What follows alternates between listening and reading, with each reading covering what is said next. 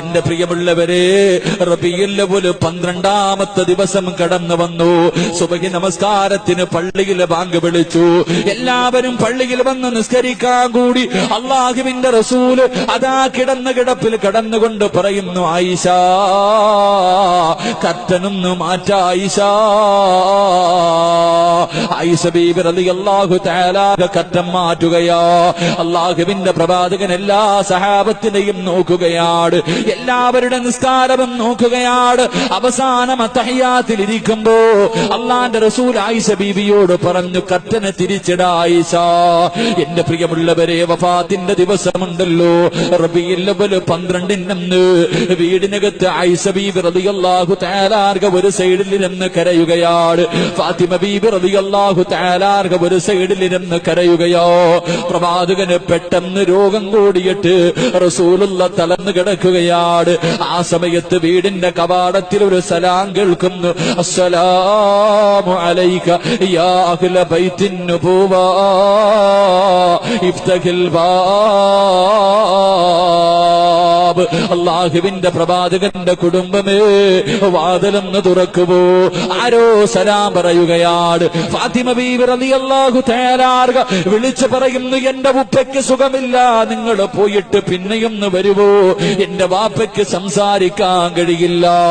അല്ലാഹുവേ, കുറെ സമയം കഴിയുമ്പോ രണ്ടാമതും സലാം കേൾക്കുകയാണ്. അപ്പോഴും ഫാത്തിമ ബീബി ഇതുപോലെ വിളിച്ചു പറയുകയാ. മൂന്നാമതും വീടിന്റെ കവാടത്തിൽ അസ്സലാമു അലൈക യാ അഹ്ല ബൈത്തിൻ നുബുവ ഇഫ്തഹിൽ ബാബ്. വാതിൽ തുറക്കുമോ എന്ന് ചോദിക്കുമ്പോ അല്ലാഹുവിന്റെ റസൂൽ ചോദിക്കുന്നു, ഫാത്തിമ, ആരാ ഫാത്തിമ, ആരാ ഫാത്തിമ? ഫാത്തിമ ബീബി റളിയല്ലാഹു തആല വീടിന്റെ കവാടത്തിന്റെ മുന്നിൽ വന്ന് നോക്കിയിട്ട് അവിടുന്ന് പറയുന്നു, വാപ്പാ, കണ്ടിട്ട് പേടി തോന്നുന്നു ഉപ്പാ. ഈ മനുഷ്യനെ ഇന്ന് വരെ ഞങ്ങൾ കണ്ടിട്ടില്ല ഉപ്പാ. ഈ നാട്ടുകാരനല്ല ഉപ്പാ. അല്ലാഹുവിന്റെ പ്രവാചകൻ പറയുന്നു, വാതില് തുറക്കു ഫാത്തിമ, വാതില് തുറക്കു ഫാത്തിമ. ആരാ കടന്നു വന്നതെന്നറിയുമോ? മലക്കുൽ മൗത്ത് അസ്റായീൽ. പാതിരാത്രി ഒരുമിച്ച് കൂടി എന്റെ പ്രിയമുള്ള പെങ്ങള്, അല്ലാഹുവിന്റെ പ്രവാചകന്റെ റൂഹ് പിടിക്കാമെന്ന അസ്റായീലിനെ കണ്ടിട്ട് ഫാത്തിമ ബീബി റളിയല്ലാഹു തആല പോലും പേടിച്ചു പോവുകയാ. അസ്റായീൽ വീടിനകത്തേക്ക് കടന്നു വന്നു. അല്ലാഹുവിന്റെ റസൂൽ ചോദിക്കുന്നു, അസ്റായീലേ, എന്നെ കാണാമെന്നതാണോ? എന്നെ കാണാമെന്നതാണോ? യാ റസൂലല്ലാഹ്, അങ്ങ് അനുവാദം തന്നാ റൂഹ് പിടിക്കാമെന്നതാ നബിയേ. അല്ലാഹുവിന്റെ റസൂൽ അവിടുന്ന് പറയുന്നു, അസ്റായീലേ, എനിക്കൊരാളെ കാണണം അസ്റായീൽ, എനിക്ക് ജിബ്രീലിനെ ഒന്ന് കാണണം അസ്റായീൽ. എന്റെ പ്രിയമുള്ളവരെ, ജിബ്രീൽ അലൈഹിസ്സലാം കടന്നു വരികയാണ്. അല്ലാഹുവിന്റെ റസൂൽ ചോദിക്കുന്നു, ജിബ്രീലേ, എന്റെ ദുഃഖത്തിലും എന്റെ സന്തോഷത്തിലും നീ എന്റെ കൂടെ ഉണ്ടായിരുന്നല്ലോ. ഈ അവസാനം ഞാൻ യാത്ര പോകുന്ന സമയത്ത് എന്തേ ജിബ്രീലേ നീ എന്നെ യാത്രയാക്കാൻ വരാത്തത്? ജിബ്രീൽ അലൈഹിസ്സലാം കരഞ്ഞുകൊണ്ട് പറയുന്നു, നബിയേ, ഈ കിടപ്പ് കാണാൻ എന്നെ കൊണ്ട് കഴിയുന്നില്ല നബിയേ. അല്ലാഹുവിന്റെ റസൂൽ അവിടുന്ന് ചോദിക്കുന്നു, ജിബ്രീലേ, എനിക്ക് സന്തോഷത്തോടെ മരിക്കണം ജിബ്രീൽ, എനിക്ക് സമാധാനത്തോടെ മരിക്കണം ജിബ്രീൽ, എനിക്ക് സന്തോഷമുണ്ടാക്കുന്ന എന്തെങ്കിലും ഒന്ന് പറയുമോ ജിബ്രീൽ? ജിബ്രീൽ അലൈഹിസ്സലാം അവിടുന്ന് പറയുന്നു, യാ റസൂലല്ലാഹ്, അങ്ങയുടെ സമുദായത്തിന്റെ കാര്യം അല്ലാഹു ഏറ്റെടുത്തിരിക്കുന്നു നബിയേ. അങ്ങയുടെ സമുദായമുണ്ടല്ലോ, തൊണ്ടക്കുഴിയിൽ റൂഹെത്തുന്നതിന് സെക്കൻഡുകൾക്ക് മുമ്പ്, തന്റെ തൊണ്ടക്കുഴിയിലേക്ക് റൂഹെത്തുന്നതിന് 1 മിനിറ്റ് മുമ്പെങ്ങാട് ചെയ്തു പോയ പാവങ്ങൾ അല്ലാഹുവോട് ഏറ്റു പറഞ്ഞ അല്ലാഹു അവന് പുറത്തു കൊടുക്കും നബിയേ. അല്ലാഹുവിന്റെ റസൂൽ പറയുന്നു, ജിബ്രീലേ, റൂഹ് പിടിക്കാൻ തുടങ്ങിക്കോ, അസ്റായീലേ, റൂഹ് പിടിക്കാൻ തുടങ്ങിക്കോ. അസ്റായീൽ അലൈഹിസ്സലാം റൂഹ് പിടിക്കാൻ തുടങ്ങുകയാ. അള്ളാഹുവിന്റെ പ്രവാചകന് വേദന സഹിക്കാൻ കഴിയുന്നില്ല, അള്ളാന്റെ റസൂലിന് താങ്ങാൻ കഴിയുന്നില്ല. അങ്ങോട്ടും ഇങ്ങോട്ടും തിരിഞ്ഞും മറിഞ്ഞും കിടക്കുകയാണ്. അള്ളാന്റെ റസൂല് പറയുന്നു, അസ്റായീൽ ഒന്ന് പതുക്കെ പിടിക്കുവോ അസ്റായീൽ, എന്നെ കൊണ്ട് സഹിക്കാൻ കഴിയുന്നില്ല അസ്റായീൽ. അള്ളാഹുവിന്റെ പ്രവാചകന് പറഞ്ഞിട്ട് താമസമുണ്ടല്ലോ. അസ്റായീൽ പറയുന്നു, യാ റസൂലല്ലാഹ്, എത്രയോ പ്രവാചകന്മാരുടെ റൂഹ് പിടിച്ച കയ്യാരബിയേ, പ്രസവിച്ചു കിടന്ന ചോര കുഞ്ഞിന്റെ റൂഹ് പോല് എന്റെ കൈ കൊണ്ട് പിടിച്ചിട്ടുണ്ട് നബിയേ. പക്ഷേ ഇന്ന് വരെ വിറച്ചിട്ടില്ല നബിയേ, എന്റെ കൈ ഇന്ന് വരെ വിറച്ചിട്ടില്ല നബിയേ. യാ റസൂലല്ലാഹ്, ഇന്നെന്റെ കൈ വിറയ്ക്കുന്നു നബിയേ. ഇതിനേക്കാളും മയമായി എനിക്ക് റൂഹ് പിടിക്കാൻ അറിയില്ല നബിയേ. പൊട്ടിക്കരഞ്ഞുകൊണ്ട് അസ്റായീൽ റൂഹ് പിടിക്കുകയാ.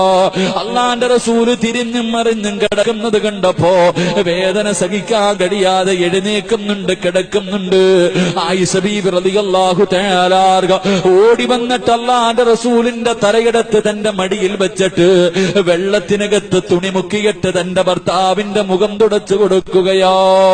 അള്ളാന്റെ റസൂലിന് സഹിക്കാൻ കഴിയുന്നില്ല.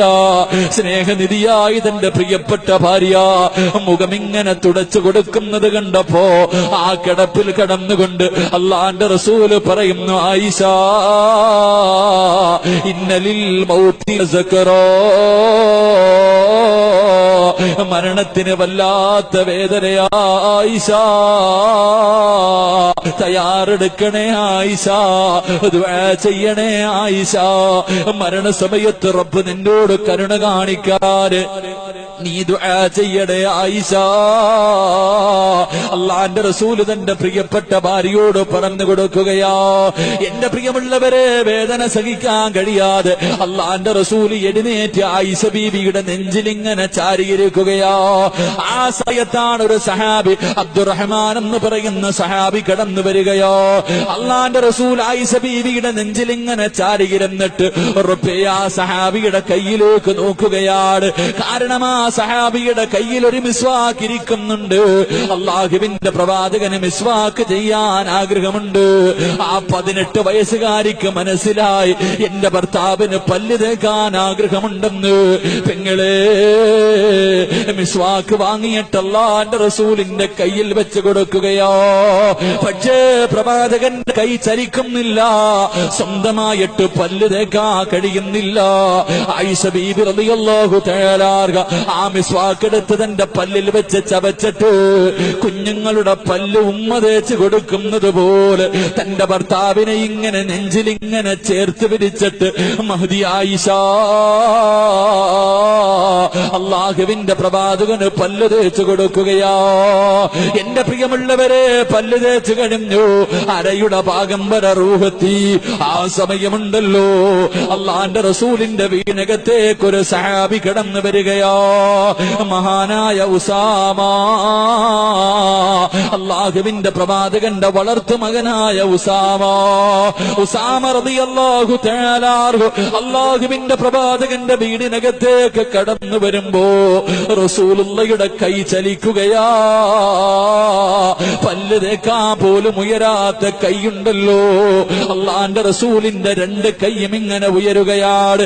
ആയിഷ ബീവി പറയുന്നുണ്ട്, അള്ളാഹുവിന്റെ പ്രവാചകന് 2 കൈയും ഇങ്ങനെ ഉയർത്തിയിട്ട് ചേർത്തിങ്ങനെ പിടിച്ചിട്ട് തന്റെ വളർത്തു മകനായ ഉസാമയോട് ഇങ്ങനെ ആംഗ്യം കാണിക്കുന്നു. ഉസാമ, എനിക്ക് വേണ്ടിയൊന്ന് ദുആ ചെയ്യ് ഉസാമ. പൊന്നുമോനെ, റബ്ബനോട് കരുണ കാണിക്കാ. അള്ളാഹു എന്റെ മരണവേദന കുറച്ചു തരാ, ഒന്ന് ദുആ ചെയ്യ് ഉസാമ. അള്ളാഹുവിന്റെ പ്രവാചകം പോലും പറഞ്ഞു പോയെങ്കിലോ പാതിരാത്രി ഒരുമിച്ച് കൂടി എന്റെ പ്രിയമുള്ള സഹോദരങ്ങളോട് സഹോദരിമാരോട് നമ്മുടെ അവസാനമൊന്ന് ചിന്തിച്ചിട്ടുണ്ടോ?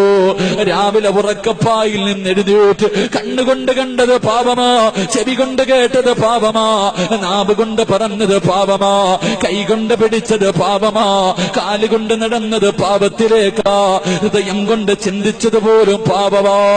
ഒരു ദിവസം കോടാനുകൂടി അപരാധം ചെയ്യുന്ന എന്റെയും നിന്റെയും അവസ്ഥയൊന്ന് ചിന്തിച്ചിട്ടുണ്ടോ? നമ്മുടെ മരണം എങ്ങനെയാണെന്ന് മനസ്സിലാക്കിയിട്ടുണ്ടോ?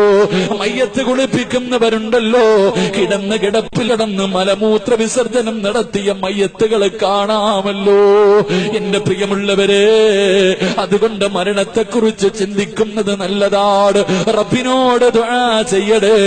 അല്ലാഹുവിന്റെ റസൂല് പോലും പറഞ്ഞു, ആയിഷ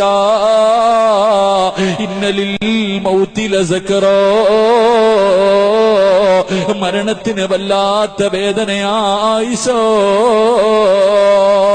പടച്ചുറപ്പേ, കരുണയുള്ള അല്ലാ, ഞങ്ങളുടെ മരണവേദന നീ കുറച്ചു തരണേ അല്ലാ. ഞങ്ങളോട് നീ കരുണ കാണിക്കണേ അല്ലാ, ഞങ്ങളോട് നീ ദയ കാണിക്കണേ അല്ലാ. കിടപ്പിൽ കിടന്ന് മലമൂത്ര വിസർജനം നടത്തി മരിക്കുന്നവരെ തൊട്ട് ഞങ്ങളെ നീ കാക്കണേ അല്ലാ.